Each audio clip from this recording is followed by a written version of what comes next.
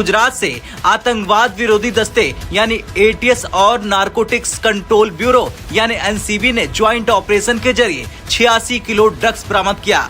बाजार में इसकी कीमत करीब 602 करोड़ रुपए आंकी गई है। भारत के जो कोस्ट गार्ड हैं उन्होंने जी गुजरात के साहिल पर एक बोट जो है, एक कश्ती जो है पाकिस्तान की, उसको पकड़ा है। 600 करोड़ रुपए की जो है वो ड्रग्स उसके अंदर थी। भारत ने तस्लीम कर ही लिया है कि वो पाकिस्तान के अंदर घुस के दहशतगर्दी कर रहा है, तो भाई कुलभूषण को नुमाइश चौरंगी पे लटका देना चाहिए। 14 के करीब लोग जो है वो अरेस्ट किए गए हैं। वो ड्रग्स जो है उसको कब्जे में लिया गया है भारत की पुलिस की तरफ से। इंडियन इलेक्शन 2024 इन्हें दुनिया के सबसे बड़े और सबसे अहम इंतखाबात समझा जा रहा है। उसकी वजह यह है कि नरेंद्र मोदी साहब जो 2 बार वज़ीर आज़म रह चुके हैं, वो नाकाबिले शिकस्त समझे जा रहे हैं कि अब की बार तो 400 से ज़्यादा सीट्स ले जाएंगे ये लोकसभा की। भारत चेंज हो गया। अगर नरेंद्र मोदी 400 सीटें लेके पावर में आ रहे हैं तो क्या ख्याल है वो आपका इंतजार कर रहे हैं कारोबार करने के लिए, जो आपके साथ क्रिकेट नहीं खेलना चाहते।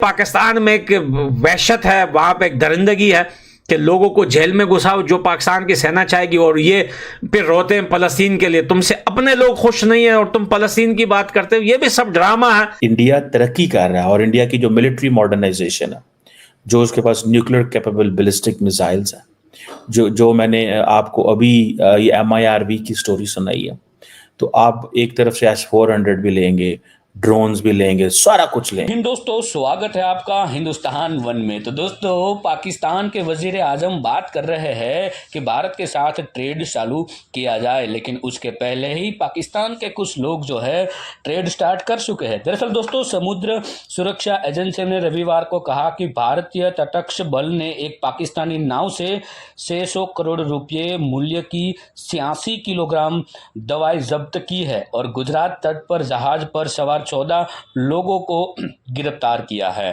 अरब सागर में रात भर का ऑपरेशन गुजरात आतंकवादियों विरुद्ध दस्ते और नारकोटिक्स कंट्रोल ब्यूरो के समन्वय से चलाया गया था। एजेंसी ने कहा कि रात भर के एक रोमांचक ऑपरेशन में भारतीय तटरक्षक बल ने 28 अप्रैल 2024 को समुद्र में खुफिया आधारित मादक द्रव्य रोधी अभियान चलाया।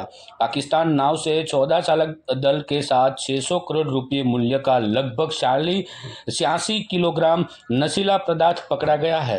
तटरक्षक बल ने अभी तक यह खुलासा नहीं किया है कि पाकिस्तानी नाव से किस तरह के नशीले पदार्थ बरामद हुए हैं। हालांकि फिलहाल जो कहा जा रहा है वो ड्रग्स की बात की जा रही है कि ड्रग्स जो है 86 किलोग्राम बरामद हुआ है। उसके साथ ही पाकिस्तान मीडिया की ओर से जो रिएक्शन हमें मिल रहे हैं, तो चलिए दोस्तों आगे वीडियो में बढ़ते हैं। और चैनल पे पहली बार आए और सब्सक्राइब ना किया हो तो सब्सक्राइब जरूर से कर दीजिएगा। धन्यवाद दोस्तों। जी हाँ, तो मैं आपको ये बता रही थी कि ये पिक्चर भी जो आप देख रहे हैं, कहा यह जा रहा है कि जी भारत के जो कोस्ट गार्ड हैं उन्होंने जी गुजरात के साहिल पर एक बोट जो है, एक कश्ती जो है पाकिस्तान की, उसको पकड़ा है और उसके अंदर से तकरीबन 6 करोड़ रुपए, जी हाँ 600 करोड़ रुपए, 6 करोड़ रुपए क्या होते हैं, कुछ भी नहीं होते, 600 करोड़ रुपए की जो है वो ड्रग्स उसके अंदर थी। और उसी में जो है वो तकरीबन कितने लोग बताए जा रहे हैं, 14 के करीब लोग उस बोट में थे। ये जो आपको नजर आ रहे हैं, काउंट कर लीजिए खुद ही कितने निकले, 2-4 ज्यादा ही निकलेंगे,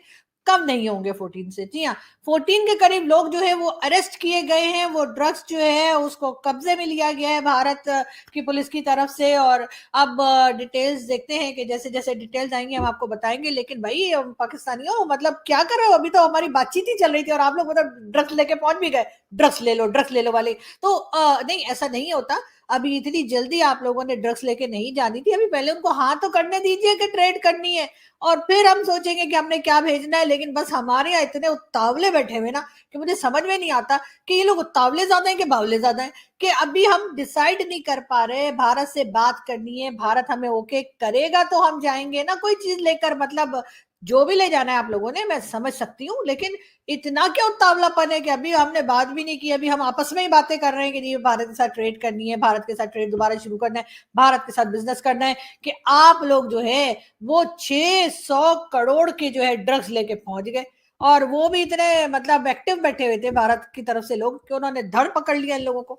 अब देखते हैं कि इनमें से जो 14 लोग पकड़े गए हैं, बहरहाल बोट पाकिस्तान की बताई जा रही है। हो सकता है कि वो हमारे यहाँ बनी हो वो बोट और अंदर उसके कोई और ही कंट्री के लोग बैठे हो।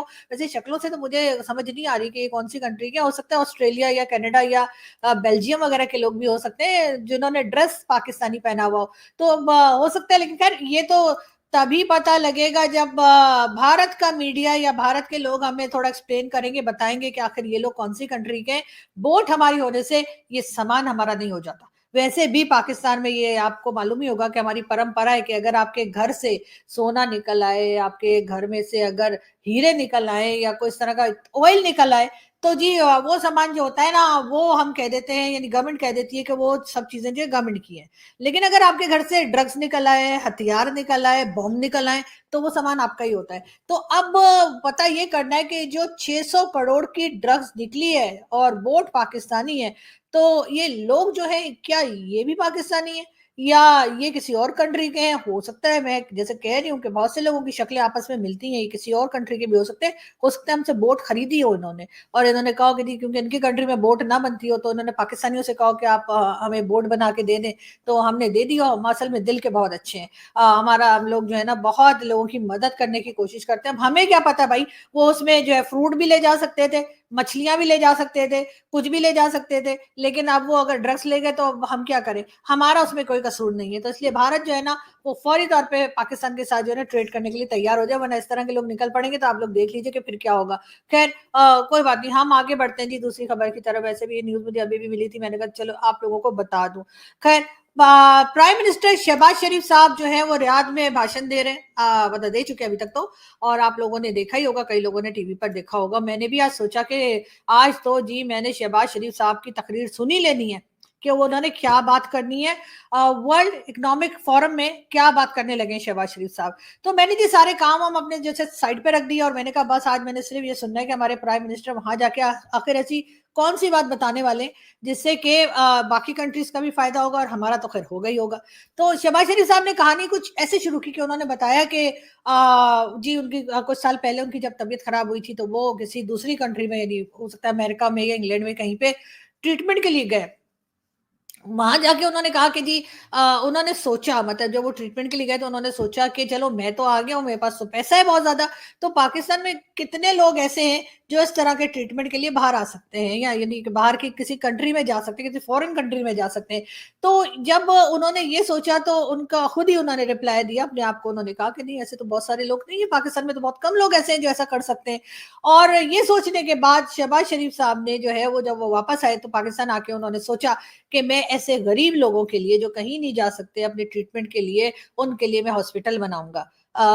अब कई लोग कहेंगे कि इस तरह की स्टोरी तो इमरान खान साहब ने भी सुनाई थी जब उन्होंने शौकत खानम बनाया था और उन्होंने शौकत खानम हॉस्पिटल बनाया था, तो उन्होंने यही कहानी बताई थी। इमरान खान साहब ने कहा था कि जब उनकी मदर की तबीयत खराब हुई थी तो वो उनको लेकर जब हॉस्पिटल गए और जब उनका ट्रीटमेंट करवाया तो इमरान खान साहब ने सोचा कि इतना पैसा मेरे पास तो है कि मैं अपनी मदर का ट्रीटमेंट करवा रहा हूँ, लेकिन क्या पाकिस्तान के बाकी पब्लिक जो है क्या वो अफोर्ड कर सकती है? ये सोचने के बाद इमरान खान ने सोचा कि अब मैं शौकत खानम कैंसर हॉस्पिटल बनाऊंगा। अब शहबाज शरीफ साहब की और उनकी कहानी कुछ मिलती जुलती सी लग रही है मुझे, लेकिन पता नहीं किसने किसको कॉपी किया, ये तो बहरहाल बाद की डिबेट है। और इस डिबेट को आगे ले जाने के लिए हम चेक करेंगे कि पहला स्टेटमेंट किसका था, इमरान खान साहब का था या शहबाज शरीफ साहब का था, इसलिए कि दोनों कहानियां बिल्कुल एक ही लाइन पे लिखी हुई है। तो आपने देखा होगा बहुत बार बॉलीवुड की मूवीज तो बहुत ही लोग देखा करते हैं, तो हॉलीवुड में असल में ऐसा होता नहीं है कि उसने पिक्चर बनाई है तो मैं भी शहंशाह बना दूं, उसने शहंशाह बनाई है तो शहंशाह वाला ड्रेस जो है वो जतेंद्र भी पहन के निकल आएंगे। एक मूवी आई थी जतेंद्र साहब की भी, और वो शहंशाह मूवी जो अमिताभ बच्चन जी की थी ना, जिसमें वो अजीब भारी सा ड्रेस पहन के घुमा करते थे, पूरे सड़कों के ऊपर घूमते रहते थे, इतना लोहा लटका के हाथ में। तो उसी तरह का ड्रेस जो था वो जतेंद्र साहब ने भी पहना था किसी फिल्म में, मुझे फिल्म का नाम याद नहीं, मुझे फिल्म भी याद नहीं, मैंने वो देखी नहीं है, ऐसे पिक्चर देखी नहीं। तो इसी तरीके से